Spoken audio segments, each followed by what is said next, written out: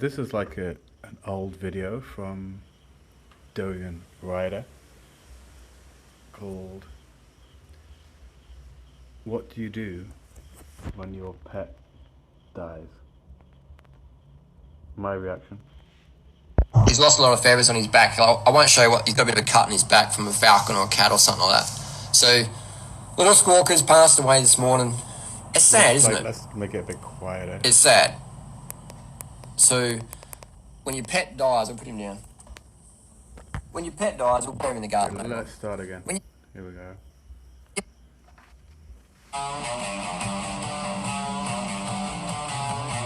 This is like a video from like 11 years ago. So today's topic, what do you do when your pet dies? You ask that occasionally.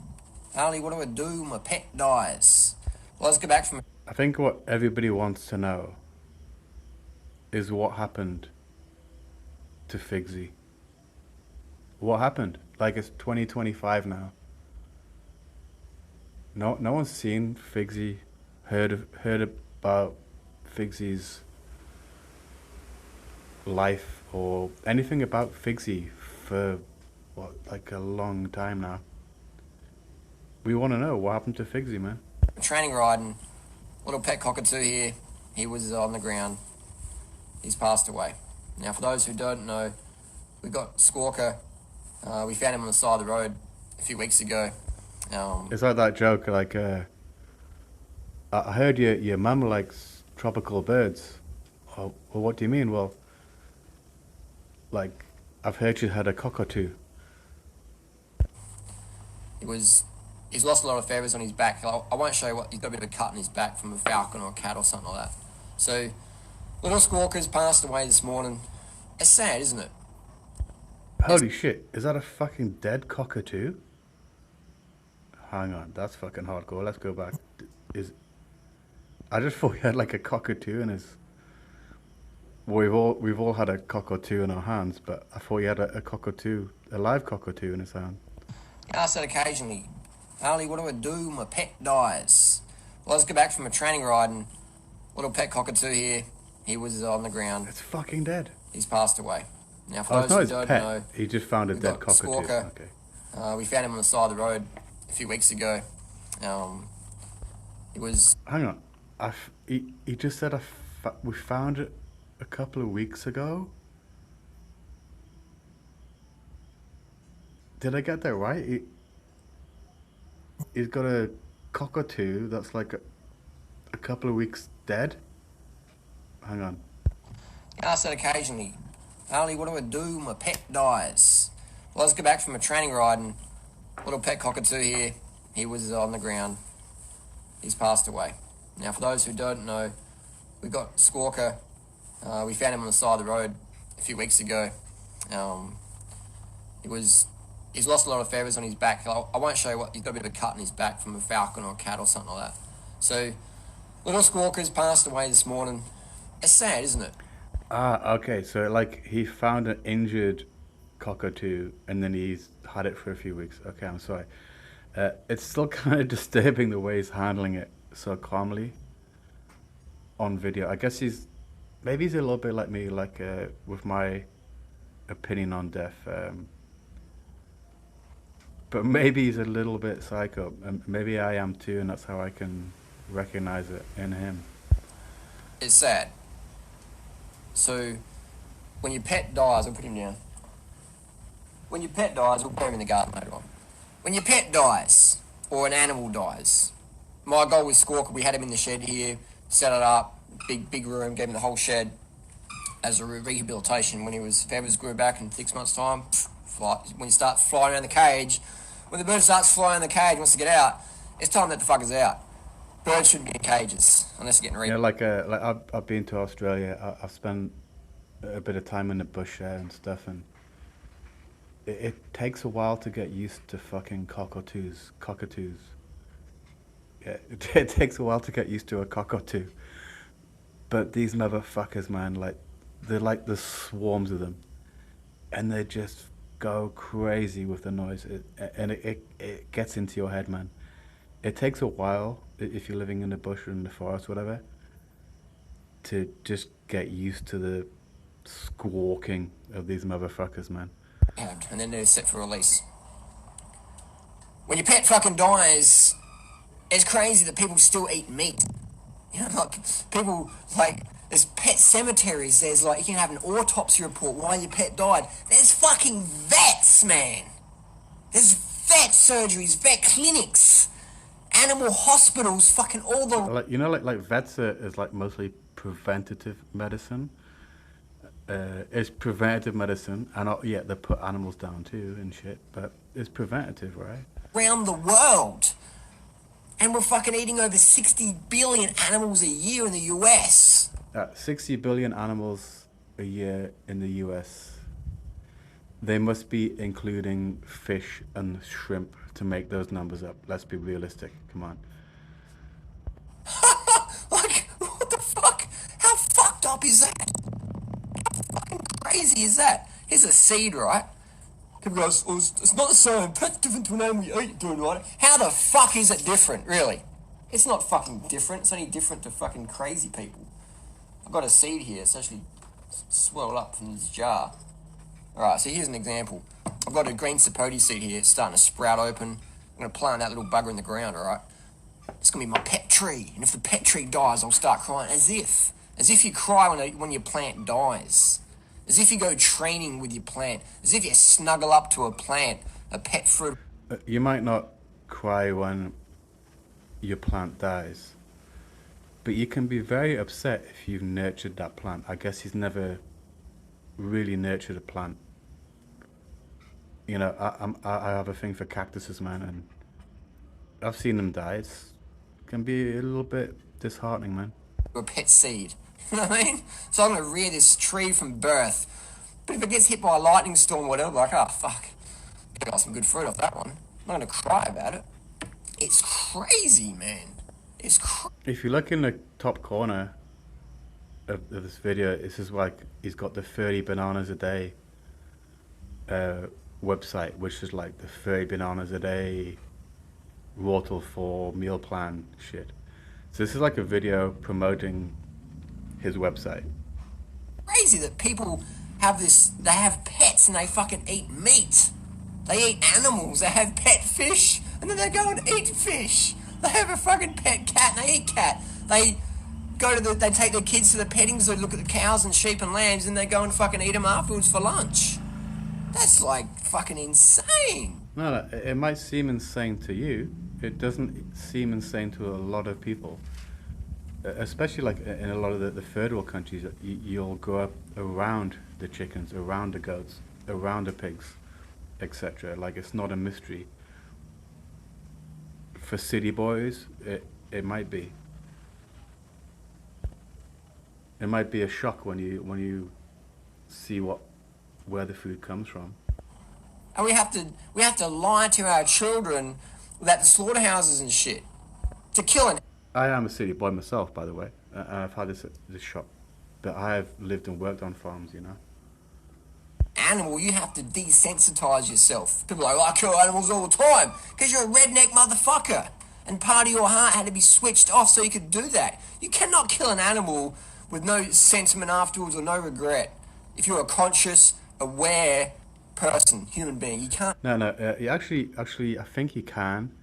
For instance, the only animal I've ever helped slaughter, it was for a barbecue event of like 40 people.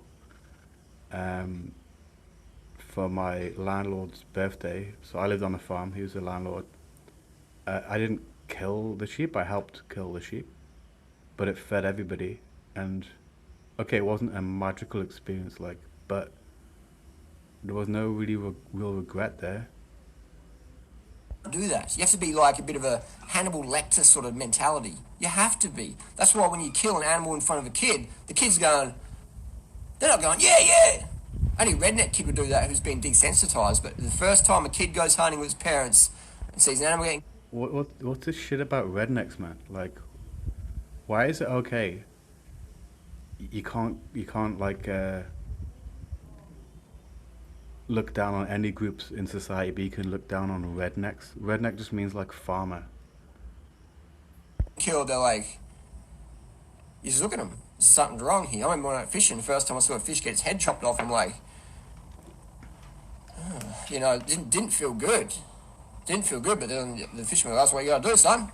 That's what you gotta do. That's where your fish comes from. You eat fish, don't you? Yeah. That's where your fucking fish comes from. That's why we have to hide the slaughterhouses and shit, because the truth's too full on. That's why when a lot of Western tourists go to Asia and they see all the live pig slaughter and all that, they're like, that's so fucking cruel. I'm eating the bacon, but that's fucking cruel shit. It's like, you're a fucking hypocrite. You're like Gordon Ramsay, a fucking hypocrite. Gordon Ramsay like talks about how, it's fucking, like we look after our animals here. Gordon, you're full of fucking shit. You know it. You can't care about animals. Gordon is full of shit, and maybe a lot of Western people, because they don't have any exposure to farming, are full of shit too. But I'd include Darren Ryder in this. And fucking slit their neck. That's like having a friend live in your house for 5 years. You feed them, you listen to them, you care for them, and then one day when they're fat enough, you're like, and you go, hey man, like I looked after my mate. I looked after him real good, man. We talked. Yeah, like, you guys looked after FIGSY. What happened to FIGSY? Does anyone know what happened to FIGSY? 2025, we still don't know what happened to FIGSY. Went for walks together. Always had good food and water, good shelter. Always safe from the wolves and foxes. Looked after my mate, but I fucking killed him and ate him. Hell's Kitchen, brother. Fucking insanity, hypocrisy on steroids. There was recently in a paper the person left their dog in a hot car. Someone smashed the window to give the dog some cool air, and there's a whole controversy around it. How the fuck do you care about one animal and then go and fucking eat another? Well, because a dog has a different role in society. A dog is kind of part of humanity. There's a different, for instance, there's a difference between a feral dog and a pet. Like dogs, we're in the West, we don't eat dogs. Dogs are a companion animal. They've become part of our humanity, part of our society, right? So we don't eat them, and there's not much meat on them anyway. That's the difference. The role of like a pig or a cow, it's part of humanity too, but it's we use them for food. We don't have like a pet cow. We don't have a pet pig. Well, some people do, but not pigs are going to eat, right? And it's because there's a different role for those animals in our society, in our symbiotic relationship with them. That's just my opinion.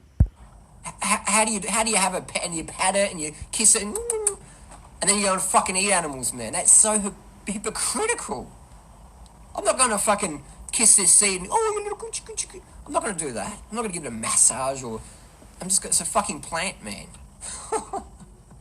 If some plants have got feelings too, early, and animals are so... I understand like vegans' point of view with this, but I think they have it because they haven't been particularly exposed to actual animal agriculture, and it can be done well, and it's just kind of, it's like a fact of life or something, which people in the West are sheltered from. Like you're not going to get many vegans in countries where they're growing up next to chickens and pigs and fucking shit like this, like it's part of their society, and in the West it's been like kind of industrialized and separated. I'm just eating a plant. I'm gonna have my fucking paleo burger. Okay, fuckhead, I'll go to your house and we'll drive the car on top of your dog or the lawn. And you're going to tell me it's the same thing? Oh, well, lawn's got feelings, the dog's got feelings, it's the same, Harley. Bullshit. So that's just my thing. When your pet dies, get in touch with what you're doing on life, with what you're doing with your life, what you're doing on the planets. Is FIGSY dead? That's what we want to know. Is FIGSY dead?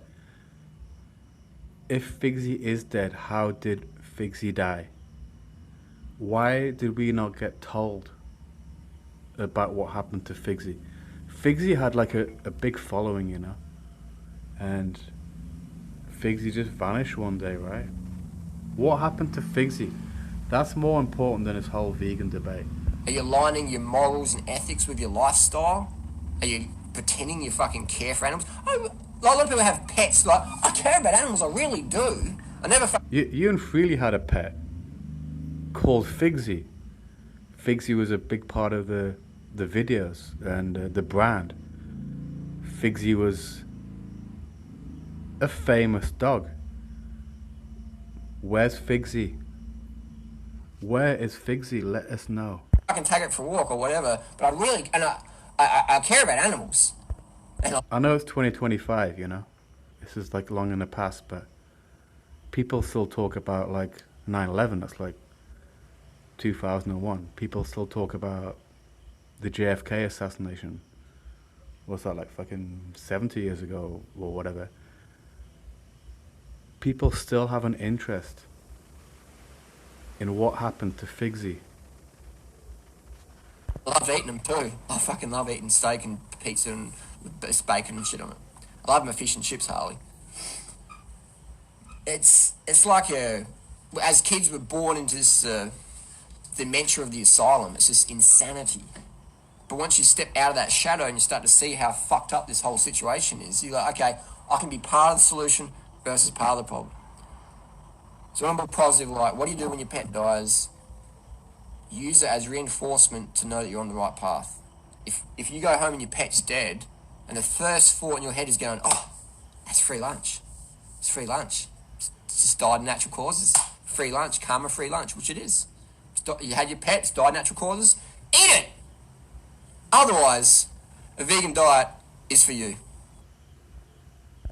There's a difference between like the vegan diet and maybe, I don't know, having some fish, having some mussels now and again, uh, hunting or whatever. Like the problem with the whole veganism thing is it's an absolute all or nothing. And but yeah, like what happened to FIGSY, man? We need an update on FIGSY.